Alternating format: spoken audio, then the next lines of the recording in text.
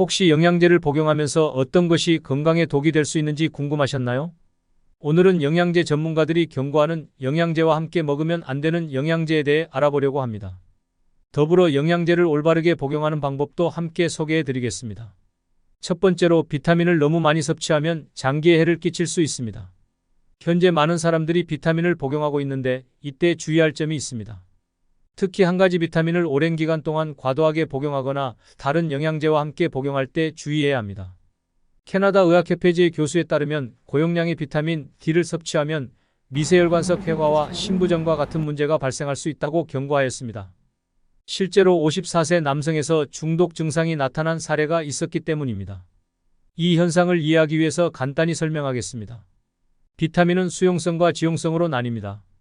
수용성 비타민은 물에 잘 녹는 것이고 지용성 비타민은 물보다는 기름에 잘 녹는 것입니다. 지용성 비타민 중에는 비타민 A, D, E, K 등이 있으며 이런 비타민은 체내에서 축적될 수 있는 특성을 가지고 있습니다. 특히 골다공증 예방에 도움이 되는 비타민 D를 과도하게 복용하면 고칼슘혈증을 일으킬 수 있습니다. 고칼슘혈증은 메스꺼움, 구토, 식욕부진, 불안감과 같은 증상을 유발할 수 있습니다. 더 중요한 것은 고칼슘혈증으로 인해 혈중 칼슘 농도가 높아지면 석회 화물이 형성되어 신장석을 일으킬 수 있습니다.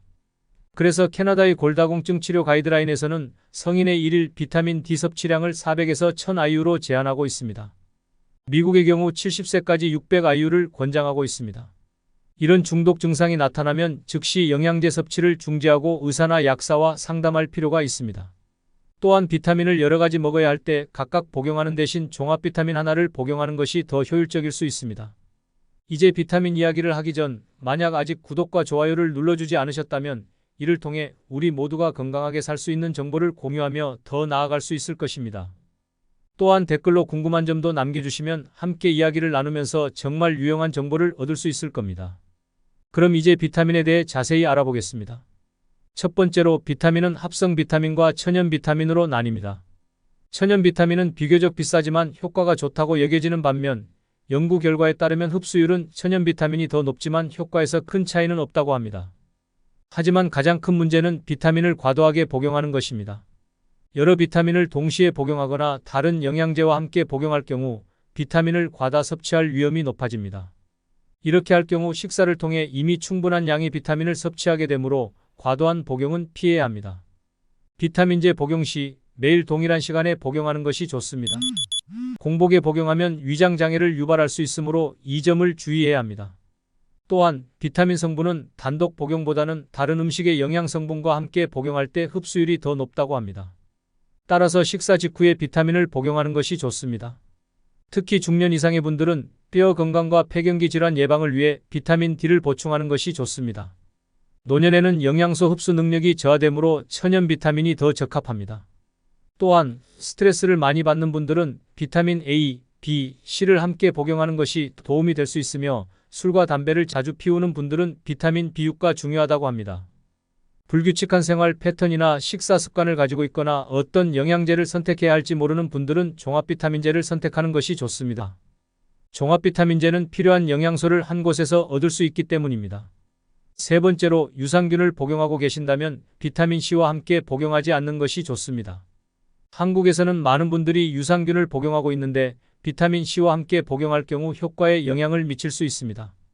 하지만 이에 대한 의사와 약사의 의견이 상이하며 대체로 비타민C와 유산균을 동시에 복용하더라도 큰 문제가 없다는 견해가 많습니다.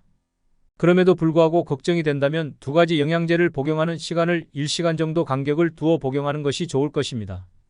또한 차, 커피와 같은 뜨거운 음식, 그리고 산성 음료류, 주스 등과 함께 복용하지 말아야 합니다. 특히 항생제와 함께 복용 시에는 좋은 세균까지 줄일 수 있어 아무런 효과를 기대하기 힘들어집니다. 일반적으로 위장염, 피부질환, 세균성 감염 등의 질환에는 항생제가 사용될 수 있습니다. 또한 항생제에는 페니실린 계열, 세팔로스포린 계열, 카바페넴 계열 등이 속합니다. 따라서 의사나 약사에게 항생제 성분이 포함되어 있는지 확인하는 것이 중요합니다. 네 번째로 유산균을 어떻게 복용해야 하는지 알아봅시다. 최근 중요한 연구 결과에 따르면 행복 호르몬인 세로토닌은 장 건강과 관련이 있다고 합니다. 세로토닌 생성을 위해 필요한 것은 음식에 함유된 트립토판이라는 물질입니다. 따라서 장 건강이 좋지 않으면 세로토닌 부족으로 우울증, 불면증, 스트레스, 과민성 대장 증후군 등과 같은 장 관련 질병을 유발할 수 있습니다. 내장과 소장은 음식물과 다양한 세균이 오래 머물며 번성할 수 있는 곳입니다. 이런 이유로 장은 질병과 싸우는 면역 시스템의 핵심 역할을 하고 있으며 인체의 면역세포와 항체의 60%가 장에 집중되어 있습니다. 따라서 장 건강을 지키는 것은 암세포, 세균, 바이러스와 같은 질병에 대항하는 면역력을 향상시킬 수 있습니다. 유산균이 좋은 기능을 발휘하려면 그것이 장까지 활동적으로 도달해야 합니다. 이를 위해 위의 산도를 줄여야 합니다. 공복 상태에서 유산균을 복용하고 그 뒤에 물을 마신다면 유산균의 생존율을 높일 수 있습니다. 또한 채소와 함께 복용하면 장 내 환경을 개선하여 유산균이 잘 자라낼 수 있습니다. 만약 항생제를 복용한 경우에는 유산균을 복용하는 것은 항생제 후 5시간 정도 두는 것이 좋습니다. 마지막으로 홍삼에 대해 알아봅시다. 홍삼은 체질에 따라 다르지 않을 정도로 열을 발생시키는 성질이 있습니다. 그럼에도 불구하고 홍삼 역시 인삼과 비슷하게 열성이므로 열이 많은 사람들은 조심해야 합니다. 홍삼은 체내 열 생산을 높이고 혈관을 이완시켜 고혈압을 개선할 수 있다는 연구 결과가 있습니다. 그러나 2010년 국내 연구에 따르면 홍삼을 장기간 대량으로 복용할 경우 혈관 벽을 파괴하는 독성이 나타날 수 있다는 소견이 있습니다. 따라서 심혈관 질환을 가진 분들은 홍삼물을 과도하게 섭취하거나 장기간 복용을 피하는 것이 좋습니다. 또한 홍삼의 사포닌 성분은 혈당을 낮추는데 도움을 주지만 당뇨병 환자가 약을 복용할 때 과도한 혈당 감소로 인한 저혈당을 유발할 수 있으므로 조심해야 합니다. 이외에도 홍삼은 에스트로겐과 유사한 효과를 나타내므로 폐경기 증상 완화에 도움이 될 수 있지만 장기간 복용 시에는 주의해야 합니다.